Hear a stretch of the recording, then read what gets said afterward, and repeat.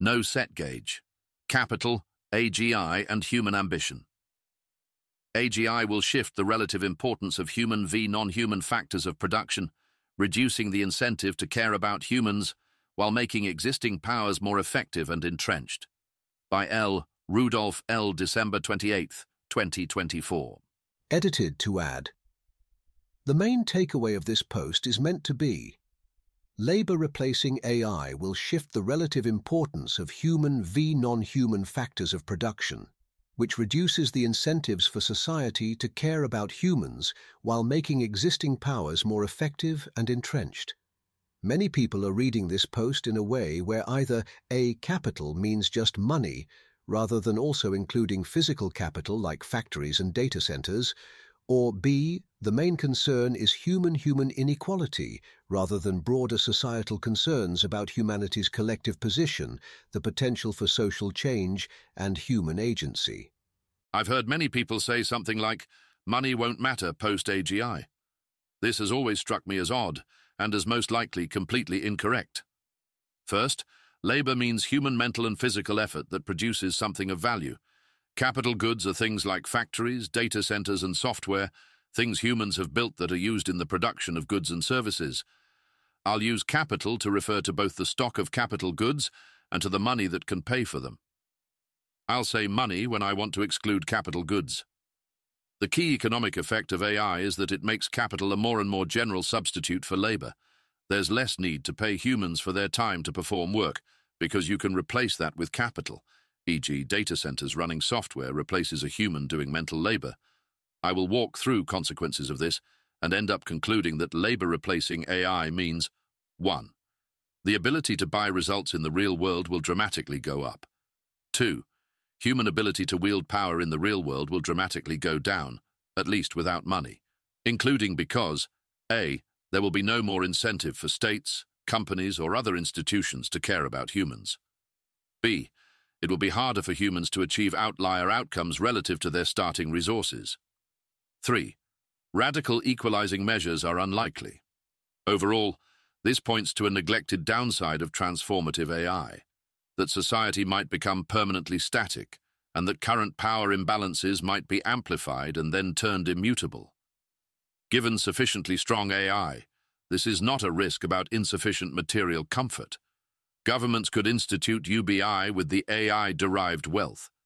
Even if, e.g., only the United States captures AI wealth and the US government does nothing for the world, if you're willing to assume arbitrarily extreme wealth generation from AI, the wealth of the small percentage of wealthy Americans who care about causes outside the US might be enough to end material poverty.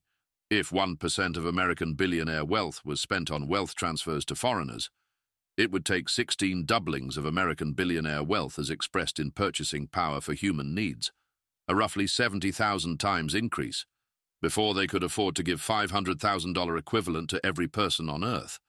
In a singularity scenario, where the economy's doubling time is months, this would not take long. Of course, if the AI explosion is less singularity-like, or if the dynamics during AI takeoff actively disempower much of the world's population, a real possibility, even material comfort could be an issue. What most emotionally moves me about these scenarios is that a static society with a locked-in ruling caste does not seem dynamic or alive to me. We should not kill human ambition if we can help it. There are also ways in which such a state makes slow-rolling gradual AI catastrophes more likely, because the incentive for power to care about humans is reduced. The default solution. Let's assume human mental and physical labor across the vast majority of tasks that humans are currently paid wages for no longer has non-trivial market value, because the tasks can be done better, faster, cheaper by AIs. Call this labor replacing AI. There are two levels of the standard solution to the resulting unemployment problem. 1. Governments will adopt something universal basic income, UBI. 2. We will quickly hit superintelligence and, assuming the superintelligence is aligned, live in a post-scarcity technological wonderland where everything is possible. Note, firstly, that money will continue being a thing, at least unless we have one single AI system doing all economic planning. Prices are largely about communicating information. If there are many actors and they trade with each other, the strong assumption should be that there are prices, even if humans do not see them or interact with them. Remember, too, that however sharp the singularity, abundance will still be finite, and must therefore be allocated.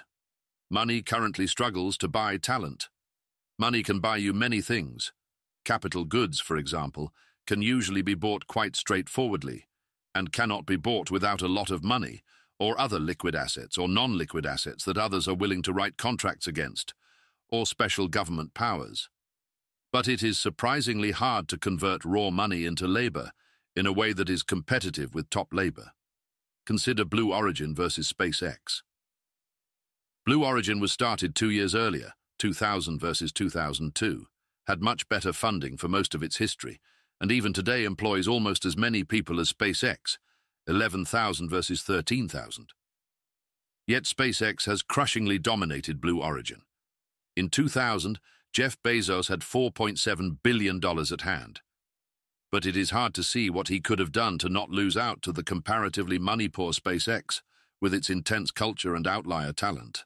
Consider a century earlier the Wright brothers with their bike shop resources beating Samuel Langley's well-funded operation. Consider the stereotypical VC and founder interaction or the acquirer and startup interaction. In both cases, holders of massive financial capital are willing to pay very high prices to bet on labor. And the bet is that the labor of the few people in the startup will beat extremely large amounts of capital. If you want to convert money into results, the deepest problem you are likely to face is hiring the right talent. And that comes with several problems. 1. It's often hard to judge talent, unless you yourself have considerable talent in the same domain. Therefore, if you try to find talent, you will often miss. 2. Talent is rare, and credentialed talent even more so. And many actors can't afford to rely on any other kind because of point 1, so there's just not very much of it going around. 3. Even if you can locate the top talent tends to be less amenable to being bought out by money than others. Of course, those with money keep building infrastructure that makes it easier to convert money into results. I have seen firsthand the largely successful quest by quant finance companies to strangle out all existing ambition out of top UK STEM grads and replace it with the eking of tiny gains in financial markets. Mammon must be served. With labor replacing AI, these problems go away. First, you might not be able to judge AI talent. Even the AI evals ecosystem might find it hard to properly judge AI talent. Evals are hard. Maybe even the informal word-of-mouth mechanisms that correctly sung praises of Claude 3.5 Sonnet far more decisively than any benchmark might find it harder and harder to judge which AIs really are best as AI capabilities keep rising. But the real difference is that the AIs can be cloned. Currently, huge pools of money chase after a single-star researcher who's made a breakthrough, and thus had their talent made legible to those who control money, who can judge the clout of the social reception to a paper but usually can't judge talent itself directly. But the star researcher that is an AI can just be cloned. Everyone, or at least everyone with enough money to burn on GPUs, gets the AI star researcher. No need to sort through the huge variety of unique humans with their unproven talents and annoying inability to be instantly cloned. This is the main reason why it will be easier for money to find top talent once we have labor replacing AIs. Also, of course, the price of talent will go down massively because the AIs will be cheaper than the equivalent human labor and because competition will be fiercer because the AIs can be cloned. The final big bottleneck for converting money into talent is that lots of top talent has complicated human preferences that make them hard to buy out. The top artist has an artistic vision they're genuinely attached to. The top mathematician has a deep love of elegance and beauty. The top entrepreneur has deep conviction in what they're doing, and probably wouldn't function well as an employee anyway. Talent and performance in humans are surprisingly tied to a sacred bond, to a discipline or mission, a fact that the world's cynics/careerists/Roman empires like to downplay, only to then find their lunch eaten by the ambitious interns/SpaceXs/Christianities of the world. In contrast, AIs exist specifically so that they can be trivially bought out, at least within the bounds of their safety training. The genius AI mathematician, unlike the human one, will happily spend its limited time on Earth proving the correctness of schlepp code. Finally, and obviously, the AIs will eventually be much more capable than any human employees at their tasks. This means that the ability of money to buy results in the real world will dramatically go up once we have labor replacing AI. Most people's power/leverage derives from their labor. Labor replacing AI also deprives almost everyone of their main lever of power and leverage. Most obviously, if you're the average Joe, you have money because someone somewhere pays you to spend your mental and/or physical efforts solving their problems. But wait, we assumed that there's UBI. Problem solved, right? Why are states ever nice? UBI is granted by states that care about human welfare. There are many reasons why states care and might care about human welfare. Over the past few centuries, there's been a big shift towards states caring more about humans. Why is this? We can examine the reasons to see how durable they seem. 1. Moral changes downstream of the Enlightenment, in particular an increased centering of liberalism and individualism. 2. Affluence and technology. Pre-industrial societies were mostly so poor that significant efforts to help the poor would have bankrupted them. Many types of help, such as effective medical care, are also only possible because of new technology. 3. Incentives for states to care about freedom, prosperity, and education. AI will help a lot with the second point. It will have some complicated effect on the first. But here I want to dig a bit more into the third, because I think this point is unappreciated. Since the Industrial Revolution, the interests of states and people have been unusually aligned. To be economically competitive, a strong state needs efficient markets, a good education system that creates skilled workers, and a prosperous middle class that creates demand. It benefits from using talent regardless of its class origin. It also benefits from allowing high levels of freedom to foster science, technology, and the arts and media that result in global soft power and cultural influence. Competition between states largely pushes further in all these directions. Consider the success of the US, or how even the CCP is pushing for efficient markets and educated rich citizens, and faces incentives to allow some freedoms for the sake of Chinese science and startups. Contrast this to the feudal system, where the winning strategy was building an extractive upper class to rule over a population of illiterate peasants and spend a big share of extracted rents on winning wars against nearby states. For more, see my review of foragers, farmers, and fossil fuels, or my post on the connection between moral values and economic growth. With labor replacing AI, the incentives of states, in the sense of what actions states should take to maximize their competitiveness against other states and/or their own power, will no longer be aligned with humans in this way. The incentives might be better than during feudalism. During feudalism, the incentive was to extract as much as possible from the peasants without them dying. After labor replacing AI, humans will be less a resource to be mined and more just irrelevant. However, spending fewer resources on humans and more on the AIs that sustain the state's competitive advantage will still be incentivized. Humans will also have much less leverage over states. Today, if some important sector goes on strike, or if some segment of the military threatens a coup, the state has to care, because its power depends on the buy-in of at least some segments of the population. People can also credibly tell the state things like, "Invest in us, and the country will be stronger in 10 years. But once AI can do all the labor that keeps the economy going and the military powerful, the state has no more de facto reason to care about the demands of its humans. Adam Smith could write that his dinner doesn't depend on the benevolence of the butcher or the brewer or the baker. The classical liberal today can credibly claim that the arc of history really does bend towards freedom and plenty for all, not out of the benevolence of the state, but because of the incentives of capitalism and geopolitics. But after labor replacing AI, this will no longer be true. If the arc of history keeps bending towards freedom and plenty, it will do so only out of the benevolence of the state, or the AI plutocrats. If so, we better lock in that benevolence while we have leverage, and have a good reason why we expect it to stand the test of time.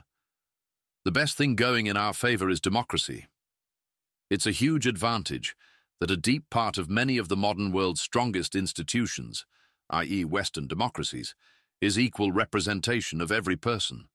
However, only about 13% of the world's population lives in a liberal democracy, which creates concerns both about the fate of the remaining 87% of the world's people, especially the 27% in closed autocracies. It also creates potential for Molochian competition between humanist states and less scrupulous states that might drive down the resources spent on human flourishing to zero over a sufficiently long time span of competition. I focus on states above, because states are the strongest and most durable institutions today. However, similar logic applies if, say, companies or some entirely new type of organization become the most important type of institution. No more outlier outcomes. Much change in the world is driven by people who start from outside money and power, achieve outlier success, and then end up with money and or power. This makes sense, since those with money and or power rarely have the fervor to push for big changes, since they are exactly those who are best served by the status quo. Whatever your opinions on income inequality or any particular group of outlier successes, I hope you agree with me that the possibility of someone achieving outlier success and changing the world is important for avoiding stasis and generally having a world that is interesting to live in. Let's consider the effects of labor replacing AI on various routes to outlier success through labor. Entrepreneurship is increasingly what Matt Clifford calls the technology of ambition, of choice for ambitious young people, at least those with technical talent and without a disposition for politics. Right now, entrepreneurship has become easier. AI tools can already make small teams much more effective without needing to hire new employees. They also reduce the entry barrier to new skills and fields. However, labor replacing AI makes the tenability of entrepreneurship uncertain. There is some narrow world in which AIs remain mostly tool-like, and entrepreneurs can succeed long after most human labor is automated because they provide agency and direction. However, it also seems likely that sufficiently strong AI will by default obsolete human entrepreneurship. For example, VC funds might be able to directly convert money into hundreds of startup attempts all run by AIs, without having to go through the intermediate route of finding a human entrepreneurs to manage the AIs for them. The hard sciences. The era of human achievement in hard sciences will probably end within a few years because of the rate of AI progress in anything with crisp reward signals. Intellectuals. Keynes, Friedman, and Hayek all did technical work in economics, but their outsized influence came from the worldviews they developed and sold, especially in Hayek's case, which made them more influential than people like Paul Samuelson, who dominated mathematical economics. John Stuart Mill, John Rawls, and Henry George were also influential by creating frames, worldviews, and philosophies. The key thing that separates such people from the hard scientists is that the outputs of their work are not spotlighted by technical correctness alone, but require moral judgment as well. Even if AI is superhumanly persuasive and correct, there's some uncertainty about how AI work in this genre will fit into the way that human culture picks and spreads ideas. Probably it doesn't look good for human intellectuals. I suspect that a lot of why intellectuals' ideologies can have so much power is that they're products of genius in a world where genius is rare. A flood of AI-created ideologies might mean that no individual ideology, and certainly no human one, can shine so bright anymore. The world historic intellectual might go extinct. Politics might be one of the least affected options, since I'd guess that most humans specifically want a human to do that job, and because politicians get to set the rules for what's allowed. The charisma of AI-generated avatars, and a general dislike towards politicians, at least in the West, might throw a curveball here, though. It's also hard to say whether incumbents will be favored. AI might bring down the cost of many parts of political campaigning, reducing the resource barrier to entry. However, if AI too expensive for small actors is meaningfully better than cheaper AI, this would favor actors with larger resources. I expect these direct effects to be smaller than the indirect effects from whatever changes AI has on the mimetic landscape. Also, the real play is not to go into actual politics, where a million other politically talented people are competing to become president or prime minister. Instead, have political skill and go somewhere outside government where political skill is less common. Cf. Sam Altman. Next, wait for the arrival of hyper-competent AI employees that reduce the demands for human subject matter competence while increasing the rewards for winning political games within that organization. Military success as a direct route to great power and disruption has, for the better, not really been a thing since Napoleon. Advancing technology increases the minimum industrial base for a state-of-the-art army, which benefits incumbents. AI looks set to be controlled by the most powerful countries. One exception is if coups of large countries become easier with AI. Control over the future AI armies will likely be both A, more centralized than before, since a large number of people no longer have to go along for the military to take an action, and B, more tightly controllable than before, since the permissions can be implemented in code rather than human social norms. These two factors point in different directions, so it's uncertain what the net effect on coup ease will be. Another possible exception is if a combination of revolutionary tactics and cheap drones enables a Napoleon of the drones to win against existing armies. Importantly, though, neither of these seems likely to promote the good kind of disruptive challenge to the status quo. Religions. When it comes to rising rank in existing religions, the above takes on politics might be relevant. When it comes to starting new religions, the above takes on intellectuals might be relevant. So, on net, sufficiently strong labor replacing AI will be on net bad for the chances of every type of outlier human success, with perhaps the weakest effects in politics. This is despite the very real boost that current AI has on entrepreneurship. All this means that the ability to get and wield power in the real world without money will dramatically go down once we have labor replacing AI. Enforced equality is unlikely. The Great Leveler is a good book on the history of inequality that, at least per the author, has survived its critiques fairly well. Its conclusion is that past large reductions in inequality have all been driven by one of the four horsemen of leveling: total war, violent revolution, state collapse, and pandemics. Leveling income differences has historically been hard enough to basically never happen through conscious political choice. Imagine that labor replacing AI is here. UBI is past, so no one is starving. There's a massive scramble between countries and companies to make the best use of AI. This is all capital intensive, so everyone needs to woo holders of capital. The top AI companies wield power on the level of states. The redistribution of wealth is unlikely to end up on top of the political agenda. An exception might be if some new political movement or ideology gets a lot of support quickly and is somehow boosted by some unprecedented effect of AI, such as no one has jobs anymore so they can spend all their time on politics, or there's some new AI-powered coordination mechanism.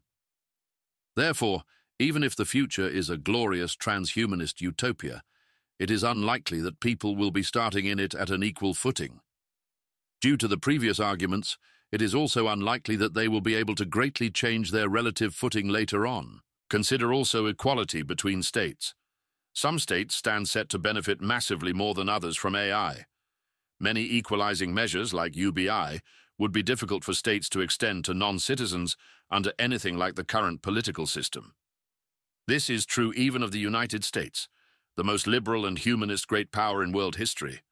By default, the world order might therefore look, even more than today, like a global caste system based on country of birth, with even fewer possibilities for immigration, because the main incentive to allow immigration is its massive economic benefits, which only exist when humans perform economically meaningful work. The default outcome? Let's grant the assumptions at the start of this post and the above analysis. Then the post-labor replacing AI world involves: money will be able to buy results in the real world better than ever. People's labor gives them less leverage than ever before. Achieving outlier success through your labor in most or all areas is now impossible. There was no transformative leveling of capital, either within or between countries. This means that those with significant capital when labor replacing AI started have a permanent advantage. They will wield more power than the rich of today, not necessarily over people to the extent that liberal institutions remain strong, but at least over physical and intellectual achievements. Upstarts will not defeat them, since capital now trivially converts into superhuman labor in any field. Also, there will be no more incentive for whatever institutions wield power in this world to care about people in order to maintain or grow their power. because all real power will flow from AI.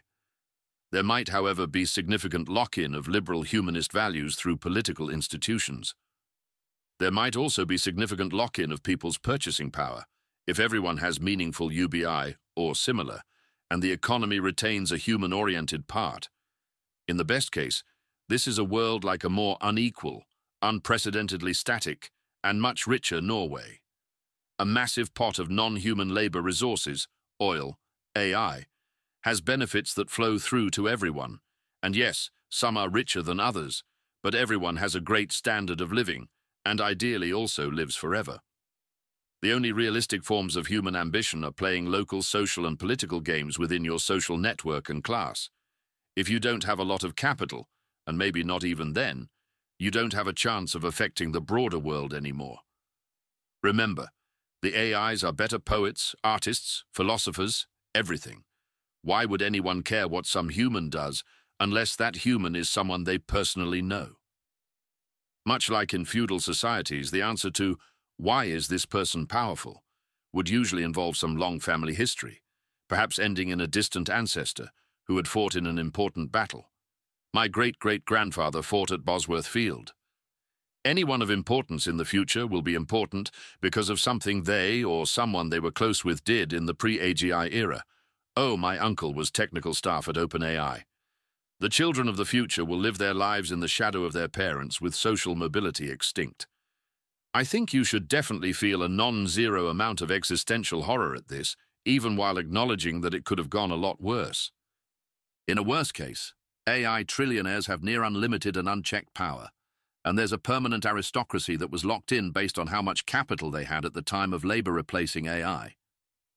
The power disparities between classes might make modern people shiver, much like modern people consider feudal status hierarchies grotesque. But don't worry.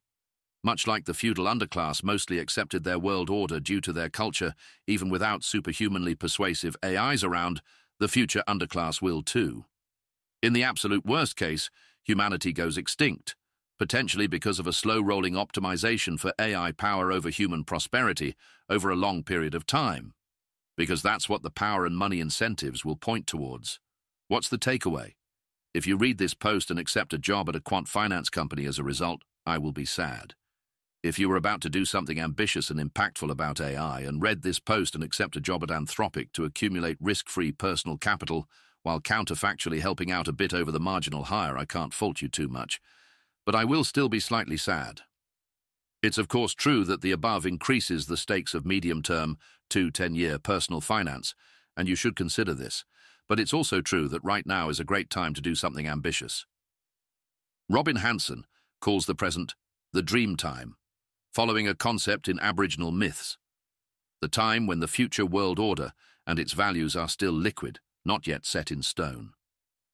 Previous upheavals, the various waves of industrialization, the internet, etc., were great for human ambition.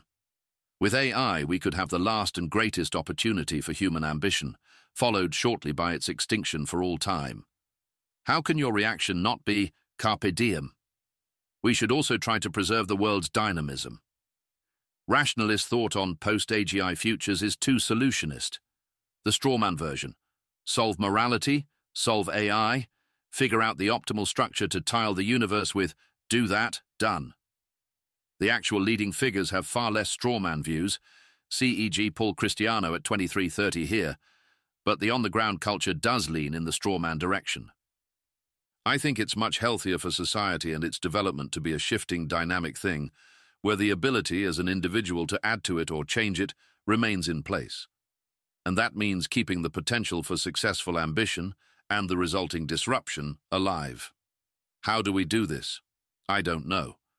But I don't think you should see the approach of powerful AI as a blank, inexorable wall of human obsolescence, consuming everything equally and utterly. There will be cracks in the wall, at least for a while, and they will look much bigger up close once we get there, or if you care to look for them hard enough from further out, than from a galactic perspective. As AIs get closer and closer to a Pareto improvement over all human performance, though, I expect we'll eventually need to augment ourselves to keep up.